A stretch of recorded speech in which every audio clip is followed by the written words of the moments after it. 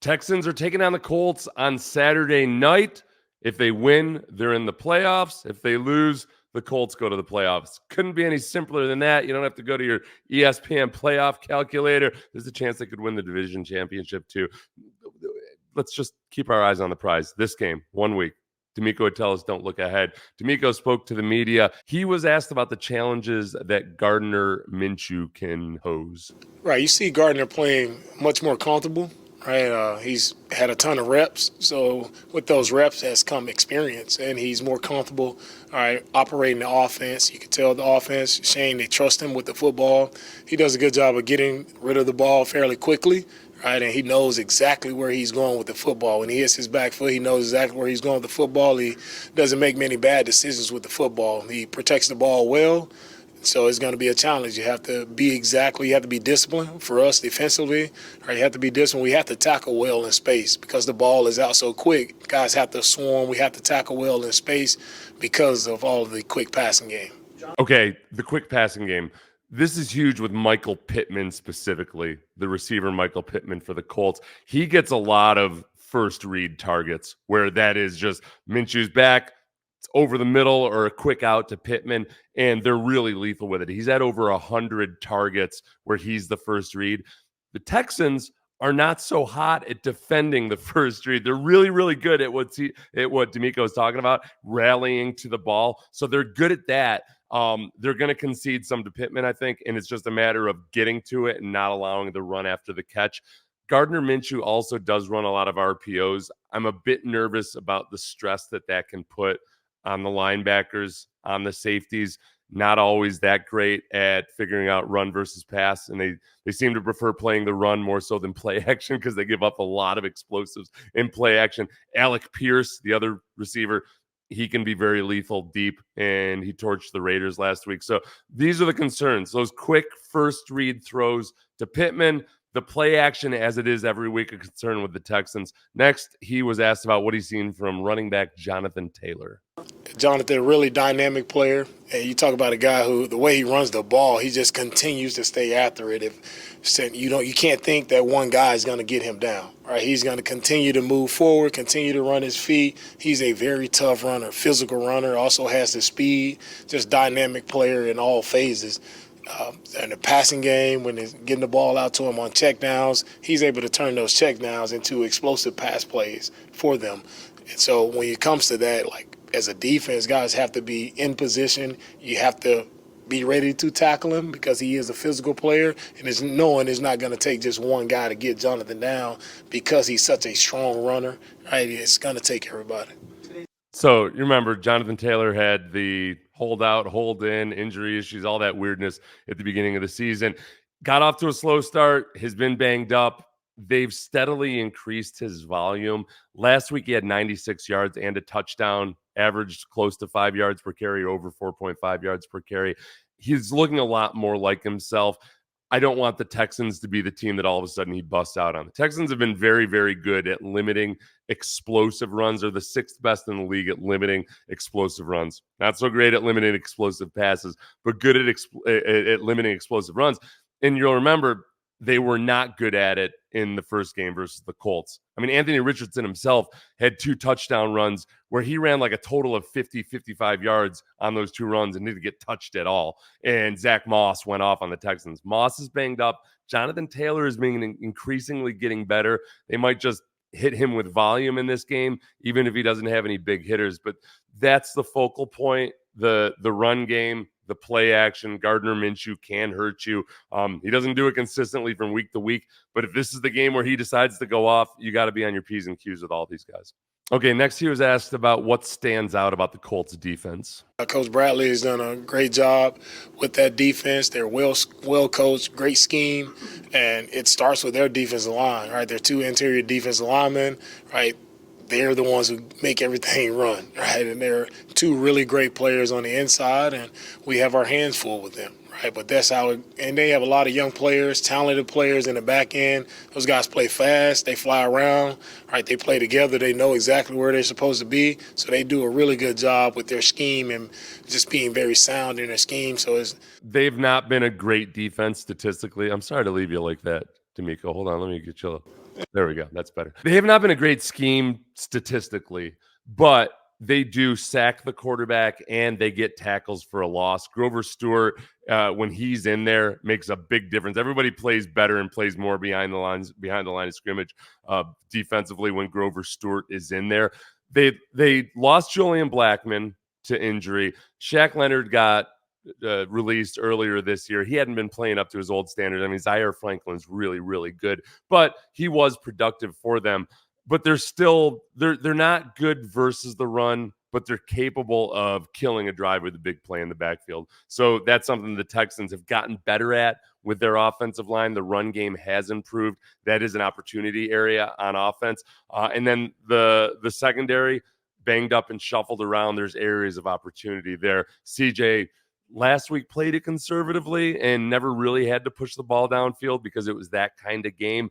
I think they might have set up some potential double moves for this week because CJ was surgical with those outs. Those turn into double moves this week, potentially, especially against that secondary for the Colts. As we transition into talking about the actual Texans, CJ was asked about how much the pairing of CJ Stroud and Bobby Slowick, the offensive coordinator, has helped put the team in the position that it is now. The offense has done a really nice job all throughout the year, starting with Bobby just as he's led the offense, right, through many different guys being in. I think it starts there, just being able to manage, the roster and being able to work with whoever is available, right, and still finding a way to get it done. Right? It's not always the way you would like to have it, but he's found a way, right, to put our playmakers in position to make plays. And CJ, right, and what Bobby has done, and the offensive staff, Gerard, Coach Laser, all the guys just working well together, and that's what we're about, just being collaborative in everything we do, and that's paid off for us. I think that the collaboration between CJ Stroud and Bobby Slowick was something that a lot of us worried about just because we didn't know exactly how those two would mesh. There were reports that maybe they didn't get along when they met at the meeting. I have zero clue about that. Their working relationship has been fantastic. I think there have been a couple times early in the season where, after games, CJ once said something that could have been construed as a shot at Bobby Slowick, except that when you really looked at it and analyzed it, he was just speaking very matter-of-factly about what needed to change. And then the very next week was the Bucs game. It changed in a magnificent way. From Carolina to the next game, they just dramatically flipped over and became a new offense in a lot of ways. So those guys couldn't have been any better. I think that if you go back and watch weeks 1 and 2, the thing I had forgotten was how sloppy and congested and discombobulated the pre-snap process was. It was really bad in the Baltimore game. It got better against the Colts, but it was still sloppy. I mean, we were watching the Colts game and we thought, oh, this looks a lot better than last week.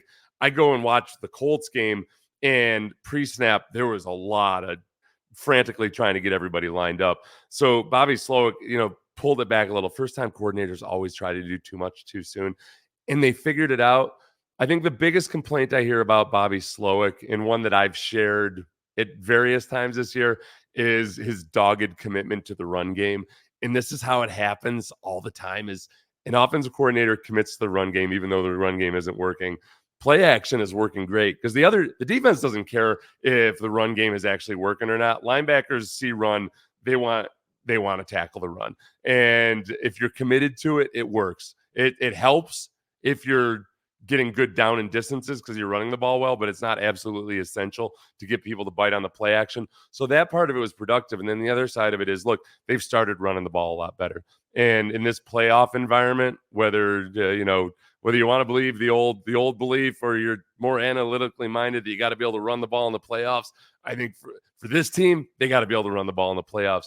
They've gotten a lot better at it. Devin Singletary, in 7 of the last 8 games he's played, has averaged more than 4.5 yards per carry in those respective games. He's been very consistent. They haven't always had to run or been in a position to run a lot, so the gross numbers don't always look that incredible, but it's a much improved run game. I wish they did it better down in the red zone. That's the other big sore spot, is just the Texans haven't improved in the red zone, and yet they're kind of middle of the pack. They're not as atrocious as it might seem. I feel like it feels worse because they'll be explosive in the middle of the field and they'll get down to the red zone really quickly and then they stall out.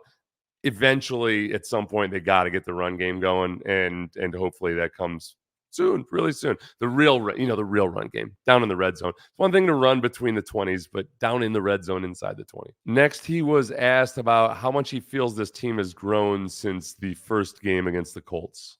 Yeah, we're a completely different team now from our first meeting. You put the tape on, and it's like, wow, I'm encouraged by how much better we've gotten. You kind of know like who we are now. I think early in the year, every team in the league. You're trying to figure out who you are, figure out your identity, right? How are you going to play? So I think now, we know who we are. We know our brand of football, how we have to play, how we have to win games. And, that you figure that out throughout the year. You figure it out through a lot of growing pains, a lot of tough moments, but you figure it out, and we're in a good spot now. I put those throws to Nico Collins in there when he started talking about we know who we are now, because so much of what the Texans are right now has to do with CJ Stroud's accuracy, anticipation, timing, and that ball placement on those throws, on those outs to the sideline. And they've just gotten so precise with it. They progressed through the year where teams were more and more playing those routes aggressively. They transitioned to hitting double moves and other variations off of that. That's a big part of what they are right now, is just simply CJ Stroud and his ball placement. I think defensively, the swarm is real. Like that part of the culture and the attitude on that defense covers up a lot of sins. And they still have issues tackling. They still have issues with mental errors in the secondary. They are very, very prone to getting gashed on play action. They have allowed various mediocre quarterbacks to have their best game of the season. There have been some bad pass defense performances, and yet they also show the ability to really step it up in the red zone. So a swarming team led by a very, very, very good young quarterback right now is where they are, and a much, much different team than we saw in week 2. I did not expect the Texans, after watching that game versus the Colts in week 2, to be where they are right now. I'm Seth Payne. If you're a Colts fan that was brought here by the algorithm, I'll allow it because you watched the whole damn thing by now. I do mostly Texans, but I do other NFL stuff too. If you like, share it, follow, subscribe, and everybody have a great time watching this, finally, a Texans nationally televised game on Saturday night.